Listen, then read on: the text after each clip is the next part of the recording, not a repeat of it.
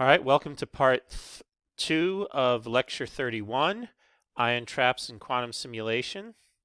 Now we're going to get down to the nitty-gritty and show you exactly how we can calculate and determine the properties of ions that are trapped in a linear Paul trap. We're not going to go over the theory for the Penning trap. It's quite a bit more complicated than the theory for a linear Paul trap. Here, since we only have one lecture that we can devote to this, we're going to focus primarily on the linear Paul trap. Now, the way in which the trap works is we can simply think of it as having some harmonic potential plus the Coulomb repulsion that stabilizes the system. Now, if you remember from the earlier lecture, we talked about Earnshaw's theorem, and Earnshaw's theorem said there is no static electric field that can trap a particle, and the way in which we do this is we actually make a oscillating electric field that will push the particle in or push it to the left when it moves to the right and push it to the right when it moves to the left. And because it takes time for the particle to get from the left to the right, we can time the electric field to be exactly where it needs to be at exactly the right time. And then when we think in terms of how this looks to the particle itself thinks it's in a static trap that's always there. And that static trap that we think of as being always there is this harmonic trap that provides the harmonic confinement. So what we have for the Hamiltonian, for each one of the particles, we have a kinetic energy term. We have the Coulomb repulsion between each of the ions in the trap. And then we have this trapping potential, which is just a trap in real space. It has its origin, or the zero of the trap, lying at the location Rx equals Ry equals Rz equals 0. And as we move away from that point, it becomes a larger and larger potential hill that we have to climb. And so it becomes more and more difficult to move farther away from the origin. Now, the way in which we solve for equilibrium in classical mechanics is to first find the place where the forces are all 0, and then to find the spring constants, or effective spring constants, about equilibrium to determine the harmonic deviations about the equilibrium position. And when we do that, what we find is we have a Hamiltonian that's given by this kinetic energy plus the relevant spring constants, and it remains just a quadratic Hamiltonian because of the way in which it is structured. And so our first goal is we're going to have to convert that exact classical mechanics potential into a form that is given by this kind of a potential when we have determined where the equilibrium positions are and we're doing the calculations relative to those equilibrium positions.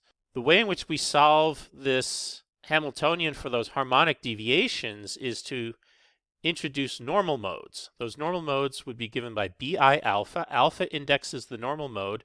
I tells me the particle that I am expressing this normal mode for, and they happen to be the eigenvectors of the different spring matrices. We'll have these eigenvectors are going to be eigenvectors of the spring matrices for the x direction, the y direction, and the z direction, and we're going to define frequencies that are given by the particular direction and which normal mode we have. So the way to think about this is I have a normal mode for each direction, x, y, and z, and I also have a frequency corresponding to the number of different normal modes I have for each x, y, and z, and the number of normal modes is given by the number of ions that I have in my ion trap.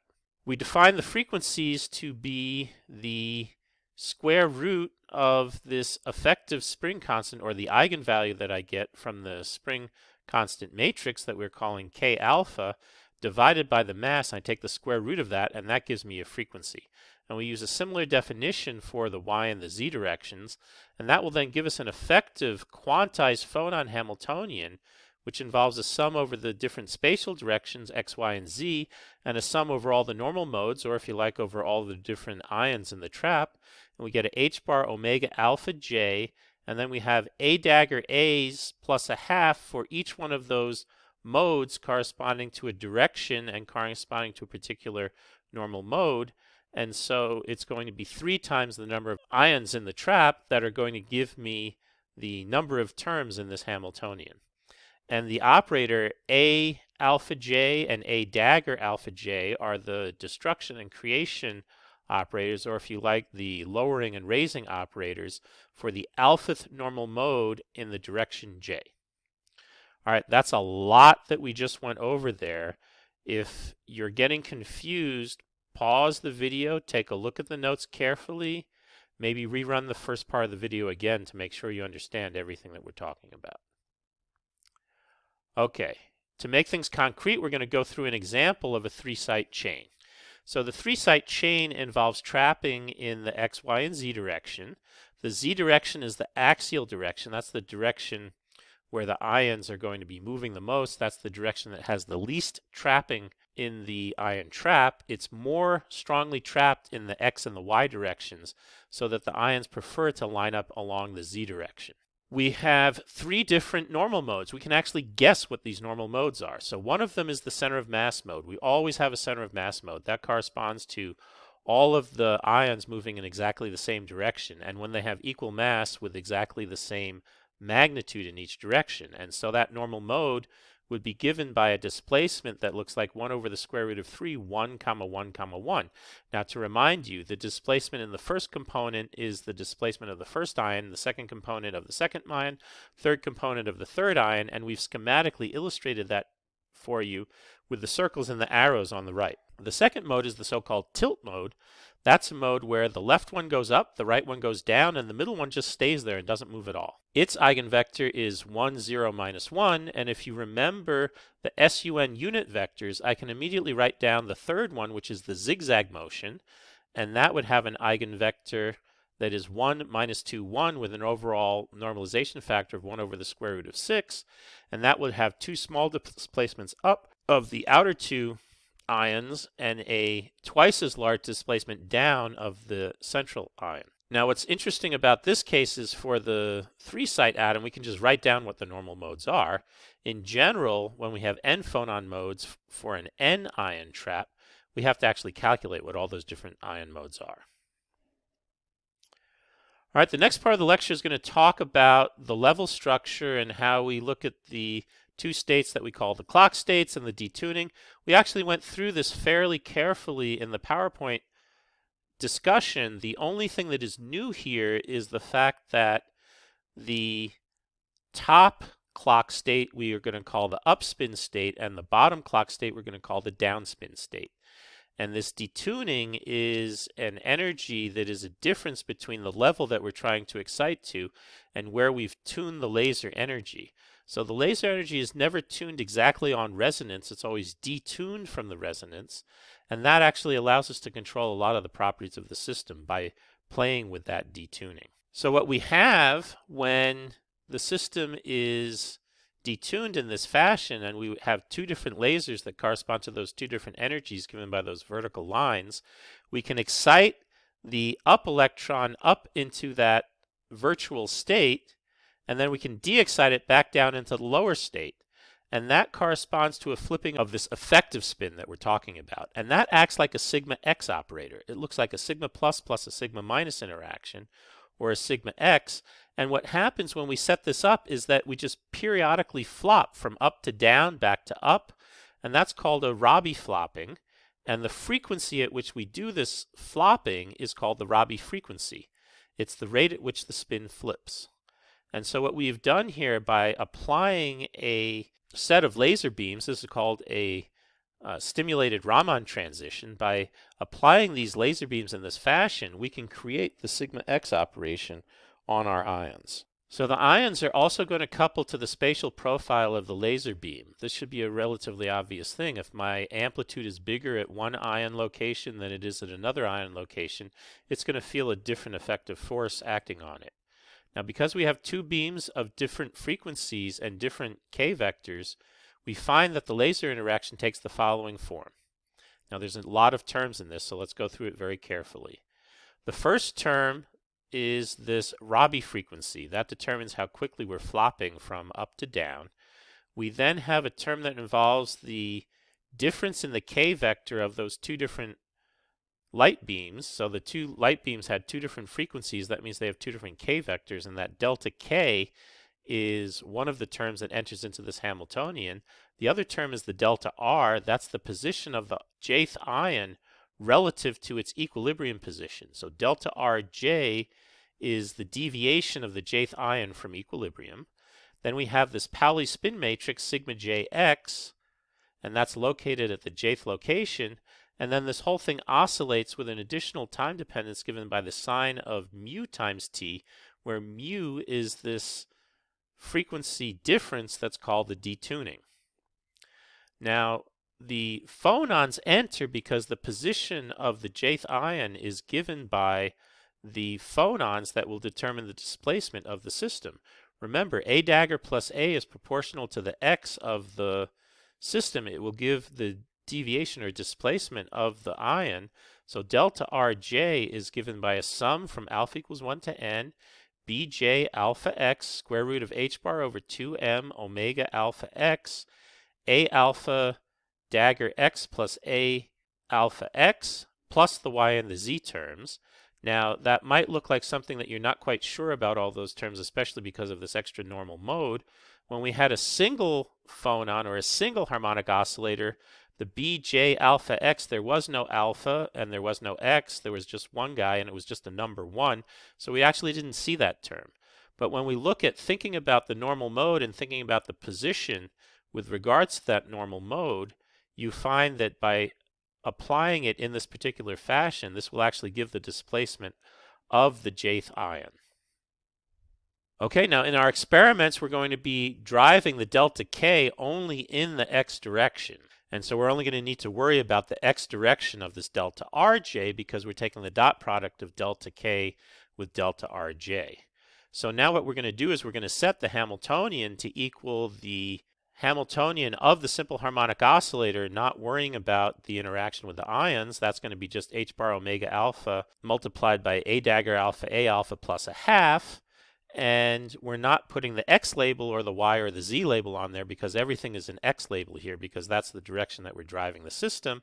And then we have the interaction term, which is minus the sum j equals 1 to n, h bar big omega j, delta k, which is a number, sum alpha equals 1 to m, square root of h bar over 2m omega alpha, a dagger alpha plus a alpha multiplied by bj alpha, that's a number, multiplied by sigma jx, that's an operator on the spins, multiplied by sine mu t, and that second term we're going to be calling v of t, and the first term is our h0, it's the time-independent piece. We're going to evolve the system in the interaction representation, so when we go to the interaction representation, we can easily find the time dependence of the raising and lowering operators are given by e to the I omega alpha t times a alpha dagger, and e to the minus I omega alpha t times a alpha. We're going to need to add a transverse magnetic field as well, because if you remember from the previous talk, the way in which we do this is we start the system polarized in a very large magnetic field, and then we reduce the magnetic field.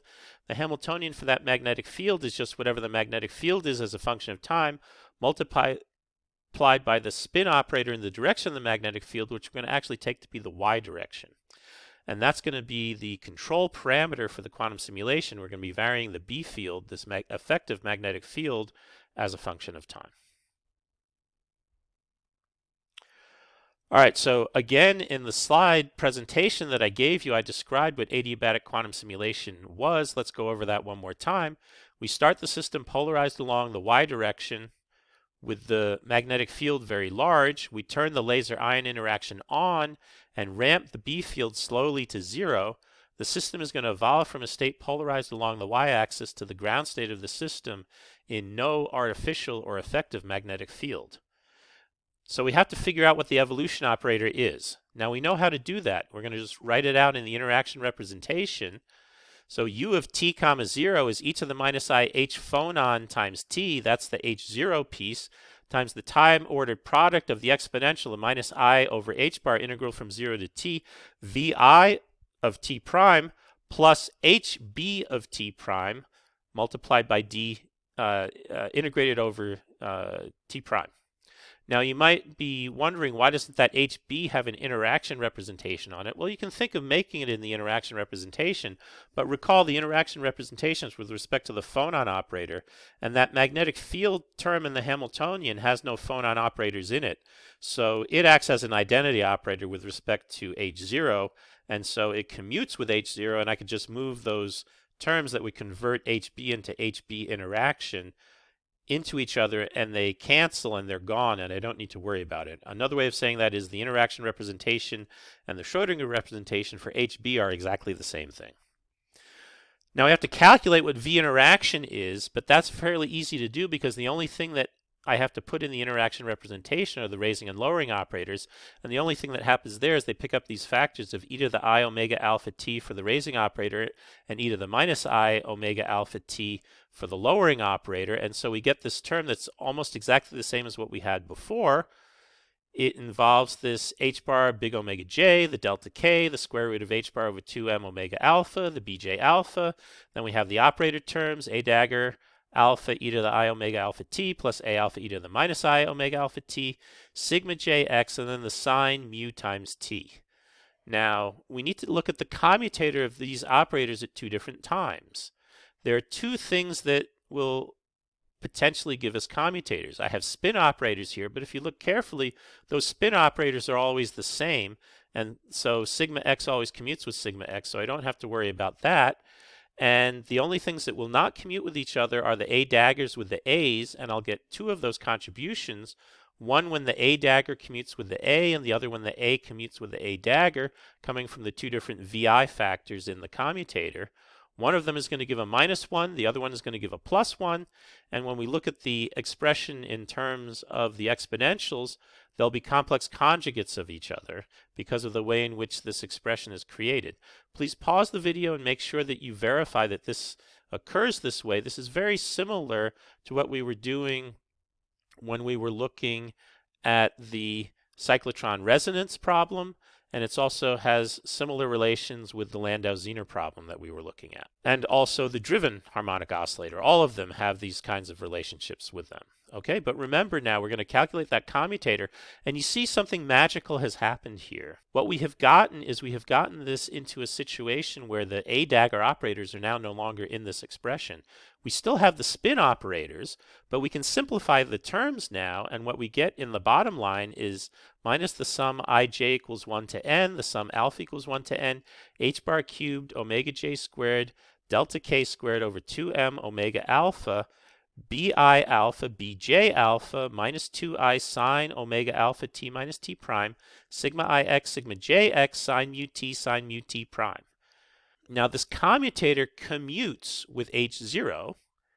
It will commute with vi. The only thing it does not commute with is hb. If, however, we assume that the integral of the magnetic field over time is small, and that will happen if we're ramping from a large magnetic field to a small magnetic field relatively rapidly, then any terms that would come from commutators of hb of t with the vi of t, or with a commutator of vi of t with vi of t prime, they're going to be small because the term in front of them, which is coming from the integral of that magnetic field, is small. And we're simply going to assume that that's the case, and we're going to drop those terms from the remainder of our analysis. And when we do that, then we can simply say that that the commutator of vi of t with vi of t prime effectively commutes with everything else left in the Hamiltonian. And when that occurs, we can use the formalism that we used in the driven simple harmonic oscillator to create this wi of t, which is just the integral dt prime of vi of t prime dt prime, and then construct this evolution operator, which we're going to make as an ansatz. We're going to say it's equal to e to the minus I over h bar h phonon times t, e to the minus I over h bar wi of t, times whatever is left over, which we're going to call u spin of t comma 0. We have worked out exactly what u spin of t comma 0 is under this assumption that that the commutator of vi of t with vi of t prime commutes with everything else. It's going to just be given by 1/2 the commutator of wi of t with vi of t, both at the same time, and we can calculate that commutator. I'm going to write that commutator in terms of two terms.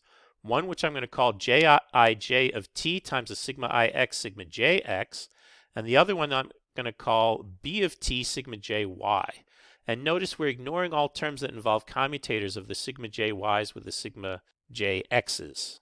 Those are going to simply be dropped as being small in this computation. So bear in mind, this expression that we've written down here is just an approximation. Now, if you work through the algebra, you can actually figure out what is that jij of t. It takes this following form: minus h bar over 2, sum alpha equals 1 to n, big omega I, big omega j, bi alpha, bj alpha, delta k squared h bar over 2m omega alpha, 1 over omega squared alpha minus mu squared, multiplied by the following quantity: omega alpha minus omega alpha cos 2 mu t minus 2 mu sine omega alpha t sine mu t. Now notice that that breaks into a piece that is time independent and a piece that is time dependent. That constant piece looks like an Ising model, which, let me remind you, an Ising model looks like a sum over ij, jij, sigma ix, sigma jx. If we look here, you see you've got this jij has a constant piece, and if I look back in the Hamiltonian here, you can see that's going to multiply as sigma ix, sigma jx. It's going to look just like an Ising Hamiltonian. So one of the things that's very interesting about this is, even though we have this time-dependent behavior, the system, when we actually look at experiments, acts as if that time-dependent piece wasn't there. Now, this is really a curiosity, and it's something that is by no means completely obvious, and I think it's still even a somewhat open research problem to understand the details of exactly why that's occurring. But pretty much every experiment that's been done basically sees that that's the case, that we don't have to worry about that time dependence that is present in the Ising interaction. And so we're going to ignore that when we think about looking at the evolution of the system. All right, so if I have a 3-site ion chain, I will have 3 ions, and I want to remind you that each one of those ions can interact with the others. If I have a situation that all of the j's are less than 0, then the system will happily be in a ferromagnetic state for the ground state, because I want the product of the sigmas between each of the different bonds, 1 to 2, 2 to 3, and 3 to 1. I want all of those to be positive so that when I multiply by a negative j, I'm going to get a negative number, and that's going to be my lowest energy state, and that's the ferromagnetic case. If, however, all the j's are positive, I can't figure out how to arrange the spins, because if I put the spin on site 1 is down and the spin on site 2 is up, I don't know what to put for the spin 3. If I put it up, it has a nice antiferromagnetic bond with spin 1, but it's ferromagnetic with spin 2. And if I put it down, it has a nice antiferromagnetic bond with spin 2, but it's ferromagnetic for spin 1. And that's a situation that's called frustration. And typically when I have frustration, the ground state either becomes degenerate if it's fully frustrated, or if that frustration is partially lifted, I will have a lot of low energy states that have very low energy separations from the ground state itself. Now when we add in this magnetic field, it looks like an Ising model in a transverse field. And as I mentioned before, we're going to neglect that time-dependent exchange. This Hamiltonian has 2 symmetries on the chain. One of them is a spin inversion symmetry. You can see in this model, if I take sigma x goes to minus sigma x, and I take sigma z goes to minus sigma z, but leave sigma y alone, the Hamiltonian isn't changed, because both sigma x's change sign, but the sigma y does not change sign. If you look carefully at the commutation relation between 2 spins, you will see if I change the sign of 2 of them but not the third, then none of those commutation relations change either. And so this is a unitary transformation. It's a symmetry of the Hamiltonian, because the Hamiltonian remains invariant, as do the commutation relations. And so we can classify our states as being either even or odd under a change of sign of the spin in this spin inversion symmetry. A second symmetry is a spatial reflection symmetry. The ion traps are symmetric if they're reflected about the center, that central ion. And so we can classify our states as even or odd under a spatial reflection or inversion as well. So let's see how that's going to work for a 3-site chain. So the spatial symmetry tells us that the J12 and the J23 are exactly the same. And so we can classify the states in the x-spin basis. So I'm using up or down along the x-axis here. We can classify them as being even in spin or odd in spin, and even in space or odd in space. So we have two situations. We have even, odd, even, odd, odd, odd. What we find is there are three states that are even, all up plus all down. You can see that if I interchange the left spin state with if I interchange the first spin state with the third spin state in each ket, I don't change that state. And if I interchange the ups with the downs by transforming the ups to downs and the downs to ups, the state doesn't change either. So it's even. Similarly, the state up, down, up plus down, up, down, that's also even. And the state up, down plus down, up plus down, up plus up, down, that's also even. Please look carefully at those symmetries and verify that that's the case.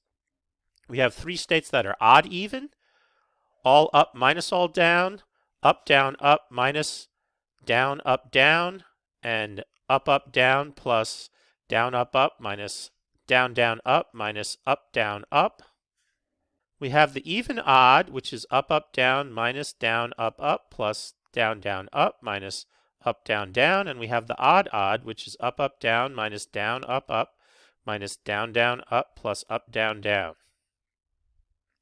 Okay, so if we use these guys as the basis for representing the Hamiltonian, then we can compute the Hamiltonian in each symmetry sector. That's called block diagonalization.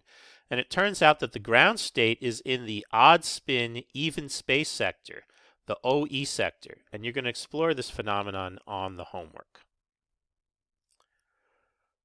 Okay, so we're going to have a little bit of a summary here. There are four different approximations for the time evolution. One is that we have an adiabatic spin evolution. That means that we ignore the time-dependent exchange terms in the Hamiltonian. We assume that the b of t change is slow enough that the system remains in the ground state. And then for each time, we'll find b of t, diagonalize the Hamiltonian, take the ground state at each t as the eigenstate, and then we just determine how that ground state evolves as a function of time, and we simply say that's what the state the system will be in after a long period of time. That would be called adiabatic spin evolution. Another approximation is the sudden approximation. It's the same as above, except we start the state along the y direction and turn on both the interaction and the magnetic field together. We then project the polarized state onto the eigenstates to get the initial probabilities, and we evolve each eigenstate adiabatically, then fixing the initial probabilities. Another way that we can solve this, which uses less approximation, is to do a full time-dependent spin evolution. And in that case, we'll take that effective spin evolution operator. We discretize the time by using what's called the Trotter formula, which says the time evolution from time 0 to time delta t is just e to the minus I h of delta t over 2 multiplied by delta t times u of delta t 0, or in other words, every time we take a step, we take steps in these small steps of big delta t, and then we get this large product of steps. Each one is called a Trotter step or a Trotter factor, and we pull all of them together into making the full time evolution operator. And you can do that on a computer. This is very similar to what I talked about as the numerical way of solving the Landau-Zener problem in the previous lecture. And then the final thing you can do is you can just bite the bullet and do the full evolution of the system, including the phonons. We have to truncate the problem because we can excite up to an infinite number of phonons, but generically, if we're not driving close to resonance, we don't expect very many phonons to get excited during the time evolution of the system. So we simply evolve the wave function, including those phonons, from its initial state until its final state. And what is very surprising is over a wide range of parameters, the full evolution, including the phonons, and this sudden approximation where we turn the J and B on together and do this projection, give almost exactly the same results for the time evolution of the system, and they agree very well with what we also see from experiment. Okay, that's all that we have for this part 2 of the lecture, and we will be back again with lecture 32.